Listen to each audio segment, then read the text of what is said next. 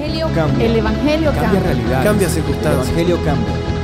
cambia las vidas Para bien. y para siempre. Para siempre. El Evangelio cambia la tristeza y la convierte en gozo. Cambia las familias. comunidades. Está cambiando nuestra El nación. Evangelio Está cambia. cambiando nuestra nación.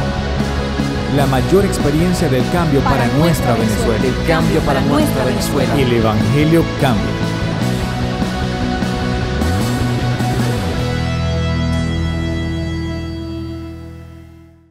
Lucas capítulo 7, vamos allá.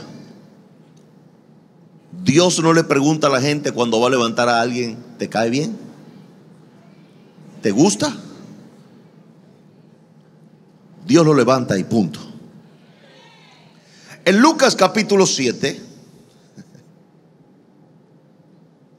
verso 16, dice: y todos tuvieron miedo y glorificaban a Dios diciendo: un gran profeta se ha levantado entre nosotros y Dios ha visitado a su pueblo. Note bien cómo en la persona de Jesús reconoce un pueblo una influencia que nadie más tenía. Jesús reunía a la gente que no reunían los políticos del tiempo. Voy a volver a repetir eso. Jesús reunía a la gente que no reunían los políticos del tiempo.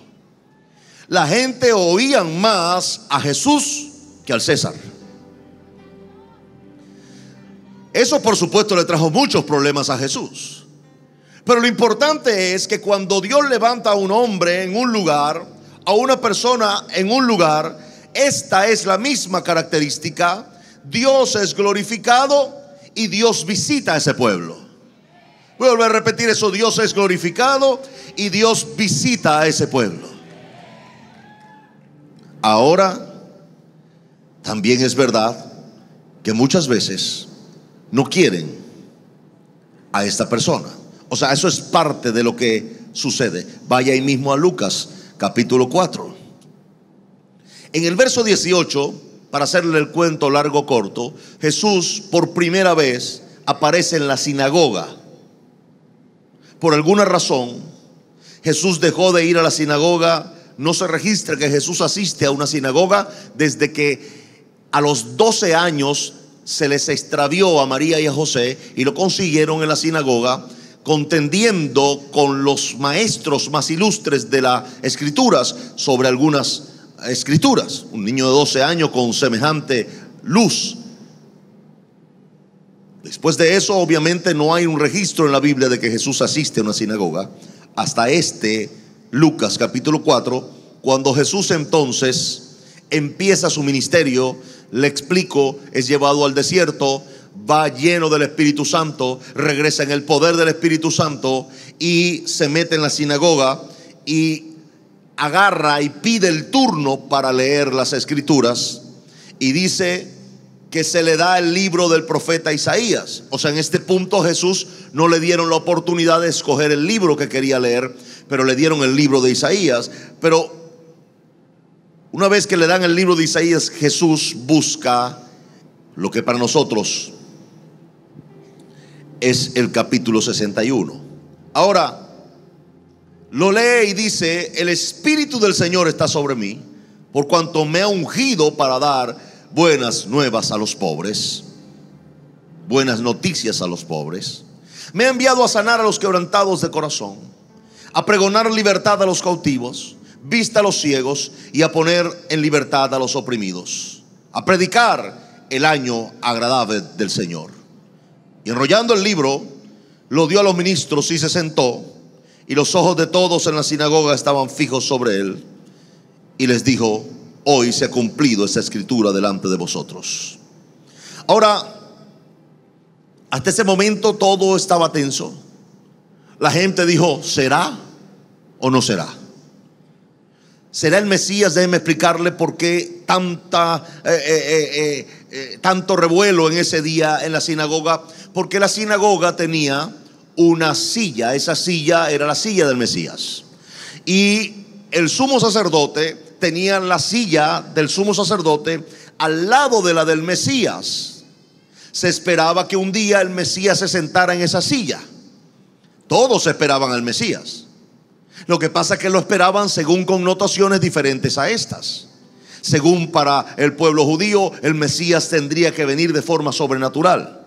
Es decir, aparecer como en una nube o aparecer en un rayo o en alguna cosa de esta. Y luego el Mesías debía entrar a la sinagoga porque era el lugar de reino o el lugar de influencia de la religión judía y sentarse en la silla del Mesías. Pero ese día, óigame bien lo que pasó. Jesús lee este verso. Jesús dice: se cumplió delante de ustedes, y va y se le sienta en la silla del Mesías. Imagínese el zaperoco.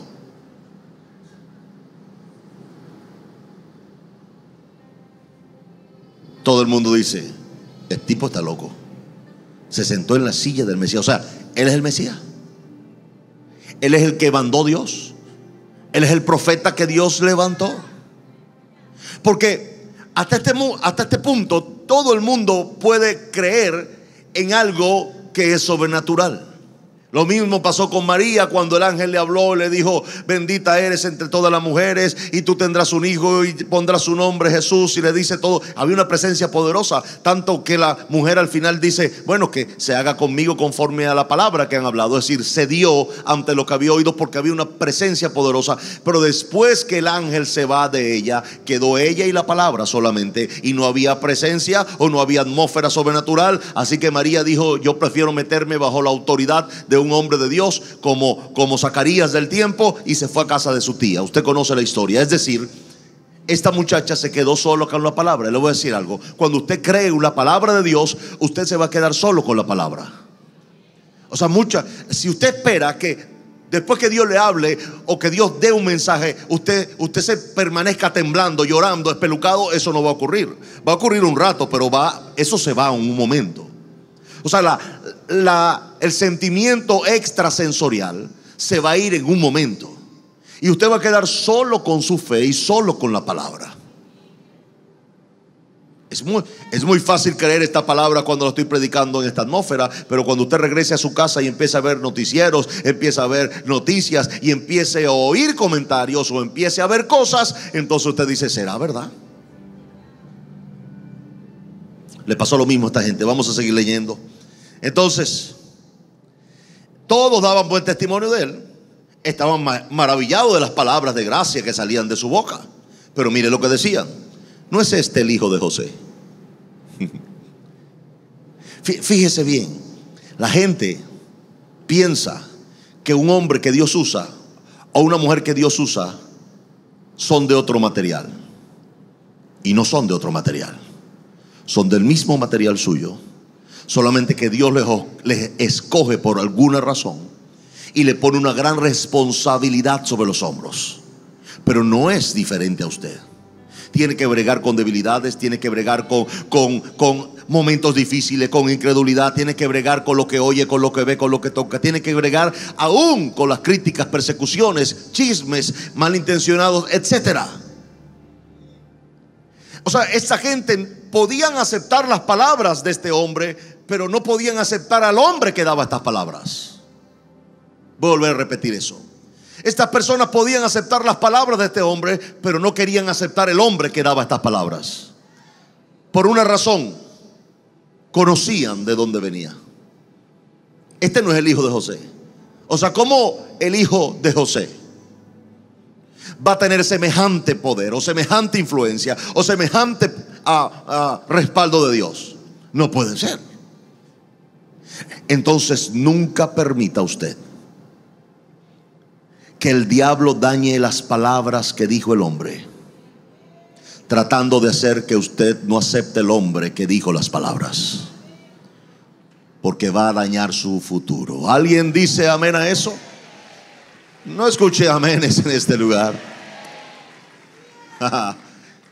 Es lo primero que Satanás trató de hacer con esta multitud. Le trató de hacer saber que no podía un hombre como estos tener semejante influencia o respaldo de Dios. Es imposible. Era el hijo de José, el hijo del carpintero. Este no es ese muchacho, es aquel que no sé, parece que hubo una cosa extraña con su mamá. Parece ser que el papá no es el papá y la mamá le dijo que lo había embarazado el Espíritu Santo. Ese cuento chino que nadie cree. No es él. Siempre Satanás va a tratar de hacer eso. Tratar de que usted dude y no crea la palabra de Dios. ¿O no le dijo eso a Eva cuando allá en el paraíso le dijo: ¿con que Dios os ha dicho? Siempre Satanás quiere hacerte dudar de lo que Dios dijo, mostrándote otra cosa o dañando la imagen del canal que Dios usó para decírtela. Creo que le estoy salvando la vida una vez más. Este hombre de Dios claramente dice en Crónicas, Josafat: crean a Dios y crean a los profetas. Crean a Dios y estarán seguros, pero crean a los profetas y serás prosperado. Si usted cree a Dios, va a estar seguro, pero si usted me cree a mí, va a prosperar. Decida si escoge a uno o si escoge a otro. El asunto es este: hay una promesa por creer. Diga conmigo: hay una promesa por creer. Note bien, si sigue leyendo, cuando le preguntaron a Jesús, o le dijeron a Jesús, Jesús oyendo: ¿no es este el hijo de José? Jesús inmediatamente se dio cuenta la estrategia de Satanás, pero él tenía que bregar en las mentes y corazones de los que le oían, y les dijo, Jesús les dijo a la misma gente que habían dicho esto o pensado esto, dijo Jesús: sin duda me diréis este refrán: médico, cúrate a ti mismo. De tantas cosas que hemos oído que se han hecho en Capernaum, haz también aquí en tu tierra. Y añadió: de cierto os digo que ningún profeta es aceptado en su propia tierra. Ahora, en verdad os digo, mire lo que viene, en verdad os digo que muchas viudas había en Israel en los días de Elías, cuando el cielo fue cerrado por 3 años y 6 meses, y hubo una gran hambre en toda la tierra. Había muchas viudas, pero Dios le envió el profeta a una. Voy a volver a repetir eso. Había muchas viudas, dice Jesús, pero en Elías fue enviado a una mujer. Siga leyendo conmigo. Pero a ninguna de ellas, verso 26, pero ninguna de ellas fue enviado Elías, sino a una mujer viuda en Sarepta de Sidón. O sea, note bien que Dios escoge un profeta para un pueblo y escoge un profeta para una persona. Voy a volver a repetir eso porque tal vez le va a bendecir. Dios escoge un profeta para un pueblo, pero escoge un profeta para una persona. Y qué delicado cuando la persona no quiere aceptar su profeta. O qué delicado cuando un profeta no quiere aceptar su pueblo y piensa que es mejor irse a otro pueblo porque es más fuerte o es mejor pueblo. Es tan delicado una cosa como otra. Así que aquí tiene que haber correspondencia, correlatividad en cuanto al asunto de aceptar las palabras de un hombre y en cuanto a un hombre dárselas a un pueblo. Porque ambas cosas son decisiones. Decisiones que toma el que las recibe y decisiones que toma el que la da. Pero son decisiones tomadas en la tierra, pero decididas en el cielo. Jesús está diciendo: había muchas viudas ahí, pero Elías fue enviado a una. ¿Qué tal si entonces, llegado Elías, la viuda le dice: mire, yo no sé quién es usted, mi hijo, y no quiero saberlo, váyase? Seguramente Elías hubiese sido enviado a otra viuda y ésta hubiese perdido su futuro y su destino. Pero ¿qué hubiera pasado al revés si Elías dice: no, yo no voy a ir a una viuda limpia? Recuerde, vamos a recordar un poco. Elías estaba en la comodidad de un hotel 5 estrellas, en una cueva cómoda, con un riachuelo cristalino y fresco, y todos los días cuervos le llevaban carne para que comiera cómodo el profeta. Por ahí estuvo varios días, ya se le veía barriga, estaba muy cómodo. Entonces Dios le dice al profeta: mira, vete a Sarepta de Sidón, porque he preparado Lea su Biblia después con calma. Después lo vamos a leer. He preparado en Sarepta de Sidón una viuda para que te sustente.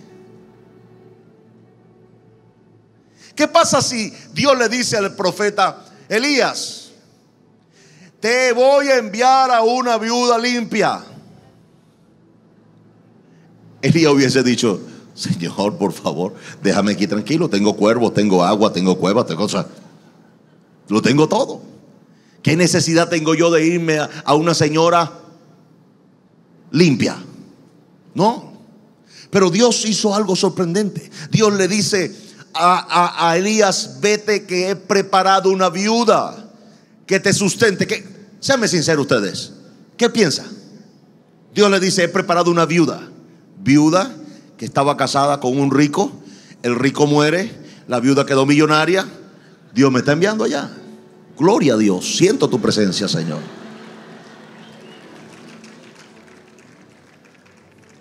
Elías no lo piensa dos veces. Elías agarra 4 trapos, se lo mete aquí en el bolsillo y arranca a correr para Sarepta de Sidón, porque dice: estoy hecho.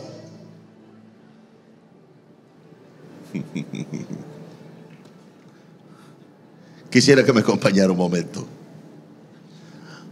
allá, a Primera de Reyes. Vaya ya, porque esto hay que leerlo. En el capítulo 17 le voy a leer el verso 9. Levántate, vete a Sarepta de Sidón y mora allí, y aquí yo he dado orden a una mujer viuda que te sustente. Próximo verso. Entonces él se levantó.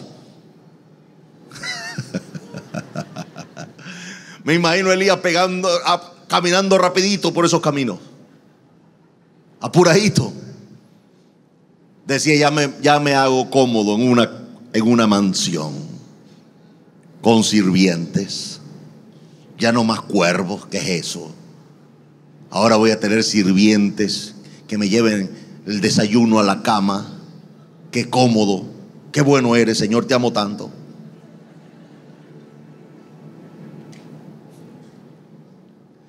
Pero mire, se fue a Sarepta, y cuando llegó a la puerta de la ciudad, y aquí una mujer viuda que estaba recogiendo leña,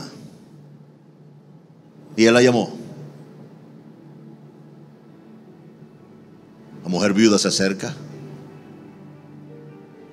No sé si era simpática o no, la Biblia no lo dice, pero Elías la llamó. Reconoció la mujer, obviamente, por alguna dirección de carácter espiritual. La reconoce, sabe que es la mujer que Dios ya le había dicho que lo esperaba en la ciudad para sustentarle. Y le dice, verso 10: te ruego que me traigas un poco de agua en un vaso para que beba. Él fue el primer contacto de Elías con la viuda. Primero quería saber si la viuda era servicial. Y entonces la viuda dice que fue y se la trajo. Ya tenía agua. Ahora Elías está hambriento y le dice a la mujer en el verso 11: te ruego que me traigas también, aprovechando ya, un bocado de pan en tu mano. O sea, quiero que tú me lo traigas, que tú me lo hagas. Todo estaba bien. Elías esperando que la mujer dijera: no hay problema. Elías dijo: bueno, si Dios me dijo a mí que yo venía, Dios tal vez le dijo a ella que yo venía. Así que vamos a empezar esta relación de una vez. Vaya y me trae agua, y vaya y me cocina sabroso, y me trae una cosa que me guste, porque esto va a ser para largo. Aquí viene la gran noticia. Ella respondió: vive Jehová tu Dios, que no tengo pan cocido. Todavía Elías la ve. Tal vez Elías le dice: bueno, ¿y qué está esperando? Vaya a cocerlo. Pero la mujer sigue hablando y le dice: solamente tengo un puñado de harina en la tinaja y un poco de aceite en una vasija. Elías ya empieza a arrugar la frente. Elías empieza a decir: no entiendo, Señor, me equivoqué de viuda. Así. Cuando la gente no ve lo que estaba esperando, dice me equivoqué. Nunca asumen que puede ser lo que Dios te trae para formar tu fe. ¿Alguien dice amén a eso?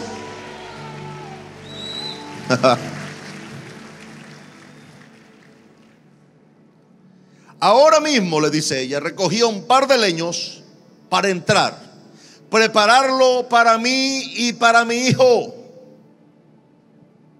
para que comamos y luego nos dejemos morir. Elías entra en un shock. Elías dice: ¿qué rayos es esto? La viuda está más pelada y yo dejé mi cueva, dejé mis cuervos, dejé mi carne, dejé mi riachuelo tranquilo allá. Yo como que me regreso. Pero miren lo que Dios hace. Después lo lee con calma. Cuando Dios le da la orden de irse a Sarepta de Sidón, el río se seca y los cuervos no regresan. Lea su Biblia. Léalo, después lo lee en la casa para que se dé cuenta que Dios le dijo: me voy a asegurar que te me vas. En lo que Elías ya tiene el otro día viaje para Sarepta, pero a él no le importó en el momento, porque Dios le habló de una viuda que lo sostendría, lo sustentaría. ¿Qué me importa a mí ese riachuelo si tengo una viuda rica? ¿Qué me importa a mí una cueva si tengo una viuda rica? No hay problema, Señor, seca esto, mata a los cuervos, mete un oso en la cueva, no hay problema. Todo eso ocurrió. El rito se seca, los cuervos no regresan. Elías está claro que el oasis que tenía ya no existe, y que lo único que tiene delante es la realidad, y que lo único que puede hacer es cambiar la realidad y no huir de la realidad. ¿Alguien oyó lo que acabo de decir? Este hombre de Dios entendió en ese momento que Dios lo había traído ahí no a disfrutar, sino a afectar una realidad. En ese momento entiende que la viuda que tiene enfrente está limpia. En ese momento entiende que la viuda no es responsabilidad de él. Perdón, que él no es responsabilidad de la viuda, sino que la viuda es responsabilidad de él. En ese momento Elías entiende que Dios no lo mandó a que la viuda lo sustentara a él, sino que lo mandó para que él sustentara a la viuda y al hijo. Y esa es una gran responsabilidad de las gentes cristianas y de los líderes, y más aún de un profeta. Un profeta no existe para ser sustentado, un profeta existe para sustentar. ¿Alguien dice amén a eso? Así que esa sensación de estos hombres, pseudo hombres de Dios, que están sirviendo para buscar alguna otra cosa que no sea el bienestar de un pueblo, están errados en su servicio. Porque un profeta no busca ser sustentado. Un profeta busca sustentar, porque ese es su llamado principal. Ese es su llamado principal. Cuando usted lee a Jesús en los 4 evangelios, él estaba preocupado siempre por el bienestar de los suyos. Y aquí, aunque hay una pequeña desviación, tal vez mala interpretación del profeta en el momento que tal vez no supo leer lo que Dios le decía, pero se enteró estando en el lugar que él no estaba ahí para ser sustentado, él estaba ahí para sustentar, que él no estaba ahí para disfrutar una realidad, sino para cambiarla. A lo que este hombre, entendiéndolo porque era un gran hombre de Dios, entonces le habló. Verso 13. Y Elías le dijo: no tengas temor. Fíjese que una de las cosas que hace un hombre de Dios es desalojar el temor de los corazones. No dar miedo. Óiganme, predicadores. Los predicadores no deben predicar para inspirar miedo en la gente, ni para traer confusión a la gente, sino para traer seguridad y fe a la gente. Confianza de que lo mejor está por llegar. El Evangelio cambia El Evangelio realidad, Cambia circunstancias. El Evangelio cambia. Cambia las vidas. Para bien. Y para siempre. Para siempre. El Evangelio cambia la tristeza. y la convierte en gozo. Cambia las Las familias. comunidades. Está cambiando nuestra El nación. Evangelio Y está cambia. cambiando nuestra nación. La mayor experiencia del cambio para nuestra Venezuela. El cambio para nuestra Venezuela. El Evangelio cambia.